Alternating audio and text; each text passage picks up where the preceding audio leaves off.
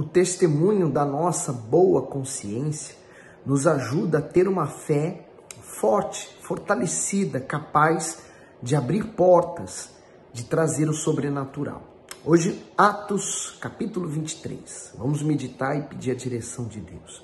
Ó meu Deus, que o Senhor nos conduza nesta meditação e venha falar conosco, a cimentar a fé sobre o nosso coração, para que possamos agradar-lhe. Em nome do Senhor Jesus. Amém. No versículo 1.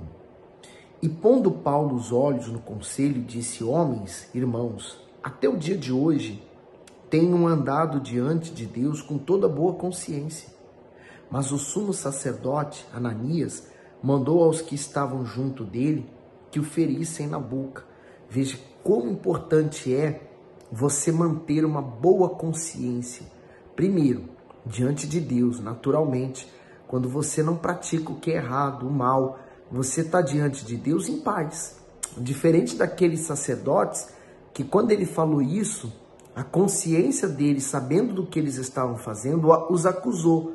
Então, a nossa consciência diante de Deus, ela tem que estar pura, limpa, para que a nossa fé não seja uma fé fingida, uma fé falsa. Então, o Bispo Macedo diz assim no comentário do versículo 1. Com toda boa consciência. Ao ser apresentado aos principais sacerdotes e a todo o sinédrio, Paulo estava seguro e não receava ser questionado acerca do que anunciava sobre o Senhor Jesus. A sua segurança e a sua confiança vinha de uma consciência limpa por estar fazendo o que era certo. A boa consciência diante de Deus nos dá a confirmação de que temos agido de acordo com a sua vontade, porque obedecemos a sua palavra. Temos vivido dias muito difíceis em que o nome do Senhor Jesus tem sido envergonhado pela conduta de homens e mulheres que dizem servi-lo, mas o têm negado com suas atitudes. A consciência destes tem estado totalmente cauterizada, pois já não possuem nenhum temor a Deus ou a sua palavra. As suas obras são más e perversas e as suas intenções são puramente pessoais e egoístas. E eu até acrescento aqui, você manter a sua boa consciência também com as demais pessoas. Você mantém a sua boa consciência em primeiro lugar com Deus, né? Mas também com os homens. E dessa forma você viverá em paz. O 3. Então Paulo lhe disse: Deus te ferirá, parede branqueada. Tu estás aqui assentado para julgar-me conforme a lei, e contra a lei me mandas ferir? Olha o que o Bispo Macedo diz. Parede branqueada. Essa expressão tinha o mesmo sentido de hipócrita. Paulo compara o sumo sacerdote a uma parede desbotada que precisa receber uma grande quantidade de cal para disfarçar sua precariedade. Isso significa que, apesar da posição de líder espiritual e de sua aparência de santidade, o caráter daquele religioso era de um homem falso, injusto e cruel. O Senhor Jesus havia chamado os escribas e os fariseus de sepulcros caiados, referindo-se exatamente à sua hipocrisia. A hipocrisia é um pecado detestável, porque ela está no coração e se disfarça com fingimentos. E por incrível que pareça, é justamente dentro das religiões onde ela é mais encontrada. Por isso, a necessidade de estarmos sempre vigilantes com aquilo que fazemos, né? Vigilantes com as nossas atitudes, pensamentos, ideias, com quem estamos nos relacionando, com quem estamos conversando, que tipo de conversa temos, para não nos tornarmos como esses religiosos que ficaram cegos, né? Aí o 4. E os que ali estavam disseram: injurias o sumo sacerdote de Deus? E Paulo disse: não sabia, irmãos, que era o sumo sacerdote, porque está escrito: não dirás mal do príncipe do teu povo. E Paulo, sabendo que uma parte era de saduceus e outra de fariseus, clamou no conselho: homens e irmãos, eu sou fariseu, filho de fariseu. No tocante à esperança e ressurreição dos mortos, sou julgado. E havendo dito isto, houve disseção entre os fariseus e saduceus, e a multidão se dividiu. Porque os saduceus dizem que não há ressurreição nem anjo, nem espírito, mas os fariseus reconhecem uma e outra coisa. E originou-se um grande clamor, e levantando-se os escribas da parte dos fariseus, contendiam, dizendo: nenhum mal achamos nesse homem, e se algum espírito ou anjo lhe falou, não lutemos contra Deus. E havendo grande dissensão, o tribuno, temendo que Paulo fosse despedaçado por eles, mandou descer a tropa para que tirasse do meio deles e o levasse para a fortaleza. E na noite seguinte, apresentando-se-lhe, o Senhor disse: Paulo, tem bom ânimo, porque como de mim testificaste em Jerusalém, assim importa que testifiques também em Roma. Veja que importante, né? Você está em comunhão com Deus. Deus então deu essa palavra: Paulo, tem bom ânimo. Para Deus estar falando isso, é porque naquele momento veio o desânimo. Você sabe, nós somos humanos, não tem como, diante de uma luta, ou diante de algo que você está tentando defender, ou mostrar, revelar, e as pessoas estão incrédulas àquilo, elas não estão acreditando em você, o quão dolorido é aquilo.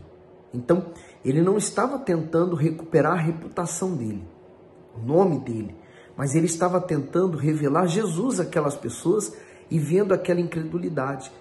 A isso, nós chamamos lá no nosso espírito, ele nos dói, ele nos revolta ver a pessoa que é religiosa, ela tendo essa capa, essa venda nos olhos, sem conseguir enxergar a sua real condição de situação. Então, por isso que Deus falou: Paulo, tenha bom ânimo. E aí ele falou assim: assim como você está testificando aqui em Jerusalém, importa que você vá a Roma. Então aqui vai definir muita coisa a respeito de Paulo. Olha o 12. E quando já era dia, alguns dos judeus fizeram uma conspiração e juraram, dizendo que não comeriam nem beberiam enquanto não matasse Paulo. E eram mais de 40 os que fizeram essa conjuração. Veja que ponto que chegou a inveja, o ódio, alimentado naqueles homens, de fazer jejum para querer matar Paulo. O bispo Macedo diz assim: fizeram uma conspiração com o propósito de pressionar as autoridades. Mais de 40 homens fizeram greve de fome até que Paulo fosse morto. Eles teriam atingido seu intento se Deus não tivesse frustrado seus planos. Veja que para atingir os seus objetivos, Satanás manipula pessoas e trama projetos a fim de destruir os servos de Deus. No entanto, a vida dos servos do Altíssimo está protegida por suas mãos. Diante disso, só morrerão quando Ele quiser tomá-los para si. Por isso, todos os planos e projetos malignos contra eles, por mais bem arquitetados que pareçam, cairão por terra. E aí, continuando agora no 14.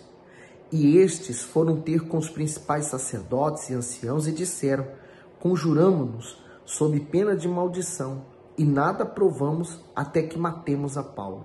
Agora, pois, vós, com o conselho, notificai ao tribuno que vô-lo traga amanhã, como que queremos saber mais alguma coisa de seus negócios, e antes que chegue, estaremos prontos para o matar. Veja que ideia, né? Eles estavam prontos para serem amaldiçoados se não matasse Paulo. Quer dizer, estavam prontos para ir para o inferno e perder a salvação por um objetivo do coração. E o filho, no 16, e o filho da irmã de Paulo, tendo ouvido acerca destas ciladas, foi e entrou na fortaleza e o anunciou a Paulo. E Paulo, chamando a si um dos centuriões, disse: leva este jovem ao tribuno, porque tem alguma coisa que lhe comunicar. Tomando ele, pois, o levou ao tribuno e disse: o preso Paulo, chamando-me a si, rogou-me que trouxesse esse jovem, que tem alguma coisa para dizer-te. E o tribuno, tomando-o pela mão e pondo-se à parte, perguntou-lhe em particular: que tens que me contar? Porque ele esperava dinheiro. No 20, e disse ele: os judeus se concertaram, rogando-te que amanhã leves Paulo ao conselho, como que tendo de inquirir dele mais alguma coisa ao certo. Mas tu não o creias, porque mais de 40 homens de entre eles lhe andam armando cilada, os quais se obrigaram, sob pena de maldição, a não comerem nem beberem até que o tenham morto. e já estão preparados esperando de ti promessa. Então o tribuno despediu o jovem, mandando-lhe que a ninguém dissesse que lhe havia contado aquilo. E chamando 2 centuriões, lhe disse: aprontai para as 3 horas da noite 200 soldados e 70 de cavalaria e 200 arqueiros para irem até Cesareia, e aparelhai animais, para que, pondo nelas a Paulo, o levem salvo ao presidente Félix. E escreveu uma carta que continha isto: Cláudio Lisias, a Félix, potentíssimo presidente, saúde. Este homem foi preso pelos judeus, e estando já a ponto de ser morto por eles, sobrevim eu com a tropa e o livrei, informado de que era romano.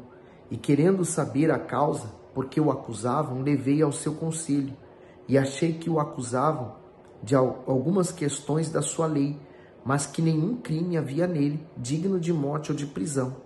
E sendo-me notificado que os judeus haviam de armar ciladas a este homem, logo te enviei, mandando também aos acusadores que perante ti digam o que tiverem contra ele. Passa bem. Tomando, pois, os soldados a Paulo, como lhe fora mandado, o trouxeram de noite a Antipadrice. E no dia seguinte, deixando aos de cavalo irem com ele, tornaram à fortaleza, aos quais, logo que chegaram a Cesareia e entregaram a carta ao presidente, lhe apresentaram Paulo. E o presidente, lida a carta, perguntou de que província era, e sabendo que era da Sicília, disse: ouvir-te-ei, quando também aqui vieram os teus acusadores, e mandou que o guardasse no petróleo de Herodes. Então, Paulo está tendo a oportunidade de falar com essas autoridades a respeito da fé dele e testemunhar a fé que ele tem no Senhor Jesus. Então, Deus só está usando esses problemas, né? Essas dores que ele está sofrendo, para levar a salvação a outras pessoas. Quando você permite que o Espírito Santo te use, então você passa a estar nas mãos dele e ele vai passar a cuidar de você e tratar de você. Não significa com isso que você vai sofrer o que Paulo sofreu, não é isso. Mas temos que estar prontos para sofrer perseguições, injustiças, injúrias. Mas de todas elas o Senhor nos livra. Graças a Deus. Que Deus abençoe você e ilumine ainda mais.